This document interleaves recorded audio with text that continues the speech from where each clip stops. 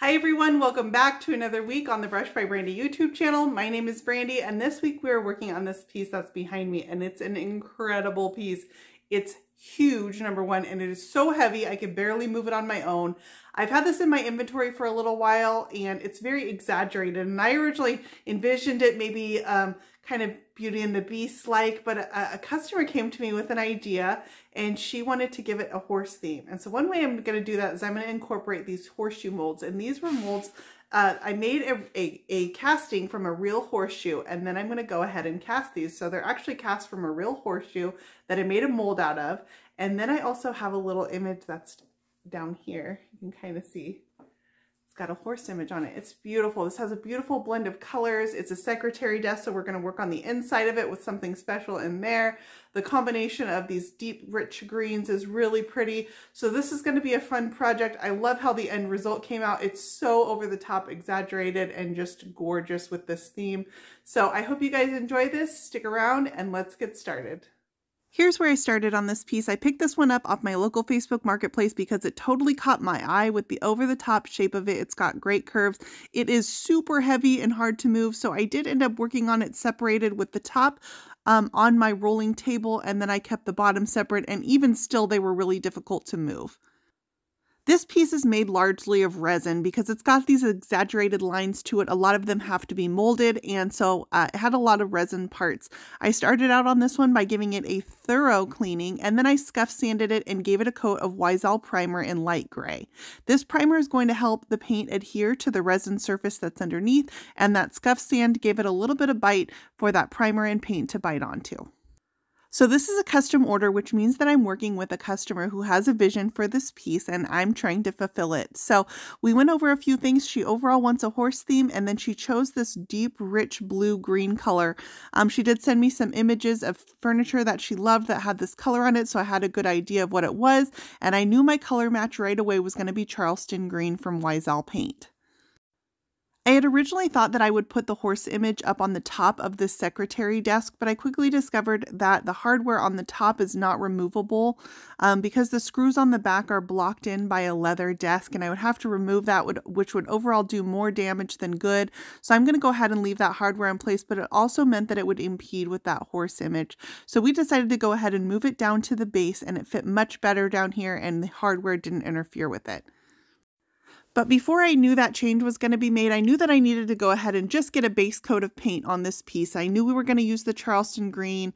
I had thought the horse image was going up top, so I just went ahead and put a blend on this bottom piece. That's going to end up changing later, but it did give me a base coat.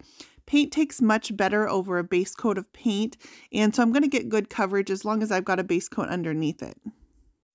For this base coat, I just laid on a rough coat of Charleston green, and I blended in a little bit of Restoration, which is a soft beige in the center. Again, this is just a rough concept. I wasn't exactly sure where we're going to go. That's going to get cleaned up from here, though. This is the top piece of that secretary desk up on my table. That also got the same finish. So along with the theme, me and my customer looked at several different images of horses, and she had a very specific vision in her head. So I sent her a whole bunch of different options that were available and then different sources that she could go look at. And she chose this image and had it made into a poster print and then sent to me. Having a custom poster print made means that you can use just about any design that you want on your furniture and make a theme out of it. So with my poster print in hand, I had a pretty good idea. I was able to dry fit it to size and kind of play around with locations. Like I said, we looked at putting this up on the top of the piece, but that hardware impeded. So I moved it down to the bottom, and I like this location much better. I actually think it ended up working. So happy accidents. I'm grateful for that we were able to put it down here on the bottom. So I did apply this image on a live video, and so what I did is I took my poster image and I back buttered the back of it using wallpaper paste. And what this does is it introduces a little bit of moisture to the paper. It helps kind of soften it up so it's got a lot more movement and I can conform it to these curves. And then I applied a light layer of the wallpaper paste to my piece itself.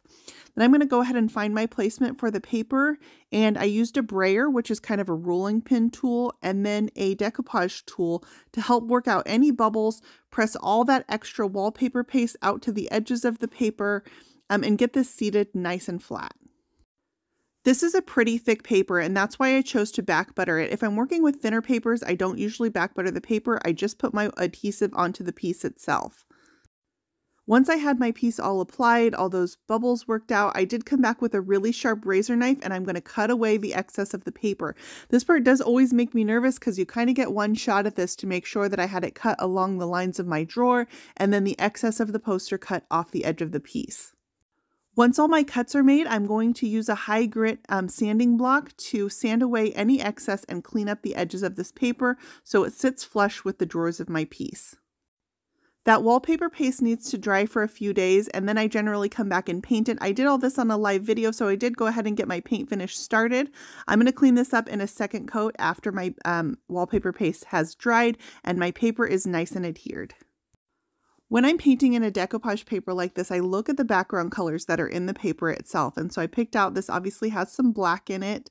I saw some Spanish olive, which is a green that has a lot of yellows, some restoration, which is that soft beige. And then we still want to incorporate the charleston green. That's the color that my customer wants on this piece. So I'm going to fade those yellowy tone greens into the green with the more bluish undertones.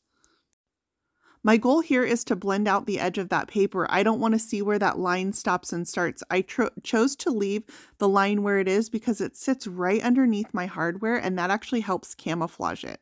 The other option would be that you can do a torn edge on the paper, and for that you can either just wet the edge or just do a rough tear, and that kind of will help camouflage your edge as well. When I'm painting this, I don't hesitate to get paint up onto the edge of the poster because I want this line to be camouflaged. I don't want there to be a firm straight line where the paint stops and the poster starts. So I do make sure I carry my paint up onto the edge of my poster so that line is completely camouflaged. And then you can see over on this side, I'm going to start blending it into that charleston green because that's going to be the main body color for this piece. On the other end of that charleston green, I added a little bit of black around the edges of this piece just for drama and to give it that deep dark color that my customer was after.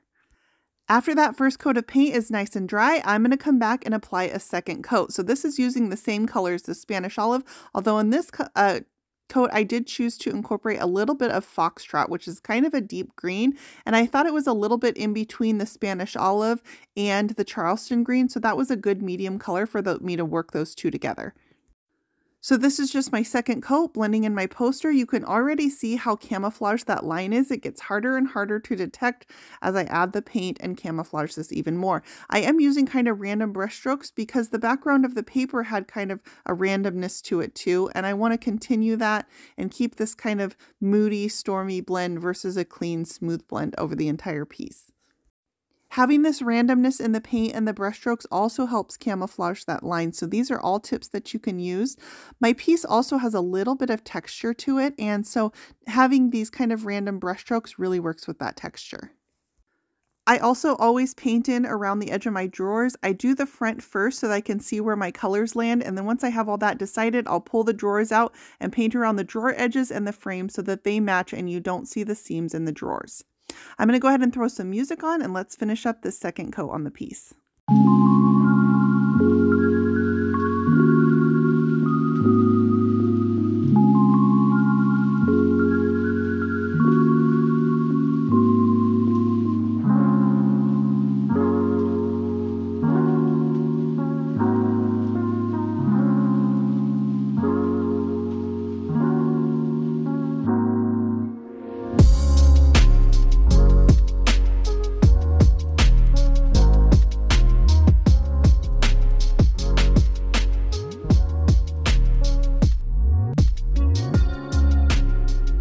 With my body complete and a color blend that I love, including that Spanish olive, which really frames out the horse design, it's time to move up and work on the top of this cabinet. So I pulled one of the colors that I used on the body and I went ahead and gave 2 coats of paint to the inside of this cabinet.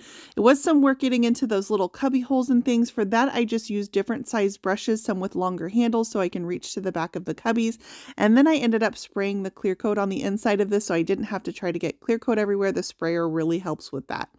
I'm going to add this transfer from Redesign with Prima. It has sort of an architectural design, and I felt like that was really appropriate for the inside of a desk. Feels very professional, like you're getting some business done there.